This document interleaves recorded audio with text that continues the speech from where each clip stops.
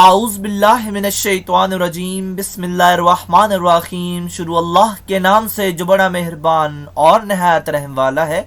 उम्मीद आप लोग खैरियत से होंगे और इस वीडियो में इंजीनियर फैसल आपसे मुखातिब है। आप देख रहे हैं पाकिस्तान का सबसे बड़ा channel chemical engineering edge tech, जो कि केमिकल इंजीनियर्स और डीए केमिकल के स्टूडेंट्स के लिए तैयार किया गया है।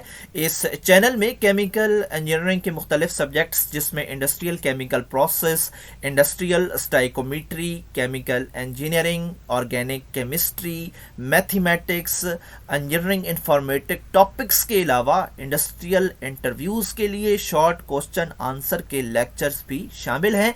आप मेरे चैनल को सब्सक्राइब करेंगे तो मेरी हर लेटेस्ट वीडियो आपको मिलती रहेगी। हमारी आज की वीडियो का टॉपिक है डीएई फर्स्ट ईयर की मैथमेटिक्स, एक्सरसाइज 2.3 है, क्वेश्चन नंबर 8 है। और इस क्वेश्चन के अंदर हमें एक सीरीज दी हुई है और लिखा है 2, 3 एंड टर्म्स। और जब भी किसी सवाल में TO2 लिखा होता है तो उसके सामने या तो उस सीरीज़ का टोटल बता दिया जाता है या फिर अब हमें कहा जा रहा है कि 3n टर्म्स तक आपने जाना है। तो 2 के बाद जो भी लिखा होता है वो हम जो अपर फार्मूला आप देख रहे हैं उसको पकड़ के इस फार्मूले की जो लेफ़्ट साइड होती है वहाँ पे एडजस्ट करते हैं। और अगर यहाँ पे सम नहीं है तो लिखा है कि आपने nth टर्म तक नहीं जाना, आपने जो है 3n तक जाना है। तो इसका मतलब है हम इसको उठाएंगे और इस SN में अब n की जगह पे 3n फीड करवा देंगे, क्योंकि 2 के बाद जो भी लिखा होता है उसको हम इस सम वाले फार्मूले में लेफ्ट साइड पे एडजस्ट करते हैं। तो जो राइट साइड है उसका क्या करना है, उसको हमने सीरीज़ के मुताबिक एडजस्ट करना है। और यहाँ पे जितने भी यहाँ पे सीरीज़ में टर्म्स की वैल्यूज़ हैं इनको हम जो है वो पार्ट्स में तकसीम कर देते हैं, क्योंकि हमने जो भी अभी तक सीरीज़ बनाई हैं वो उसके जो पहली वैल्यूज़ हैं वो 3 मैक्सिमम होती हैं। तो हमने अगर 3 वैल्यूज़ बनानी है, जिस तरह यहाँ पे आप सीरीज़ देख रहे हैं -1, 5 और 11, यानी अगर हमने 3 वैल्यूज़ हासिल करनी है तो ऑफ कोर्स हमें इन 3 का पैकेज बनाना पड़ेगा और इस तरह हम 3 वैल्यू हासिल कर पाएंगे।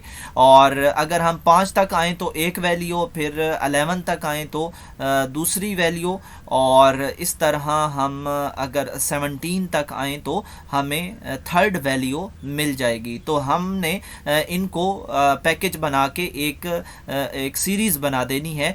और यहाँ पे क्योंकि लिखा है 3n और 2 के बाद जो चीज़ लिखी होती है वो हमने इस फार्मूले में लेफ़्ट साइड पे एडजस्ट करनी है। तो राइट साइड के लिए क्या बचा, राइट साइड के लिए तो ये जो सीरीज़ चल रही है ये अभी चल रही है, इसका कोई एंड नहीं है, क्योंकि यहाँ पे हमें एंड नहीं दिया गया।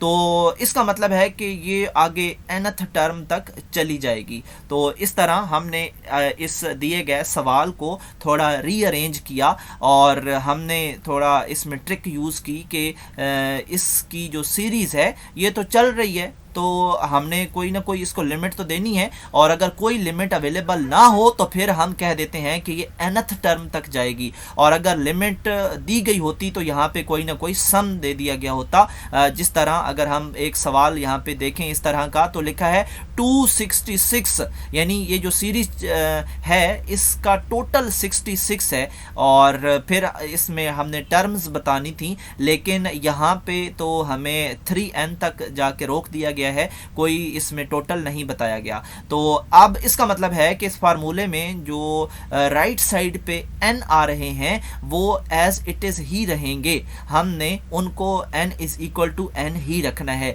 बाकी जो इसमें a1 है वो इस सीरीज़ का पहला टर्म की वैल्यू होती है जो कि -1 है। d हम कैसे हासिल करते हैं, सेकंड टर्म को फर्स्ट टर्म से मनफी करके, तो हमने मनफी किया तो 6 आया। तो हमने यहाँ पे ए और डी की वैल्यूज़ पुट करनी है और इसके हिसाब से हम इसको सिंप्लीफाई करेंगे और बाहर जो सम है वो 3n तक ही रहेगा। तो इस तरह हम ये एक जो है रिलेशन हासिल कर लेंगे जो कि स्पेशल 3n के लिए बनाया गया है।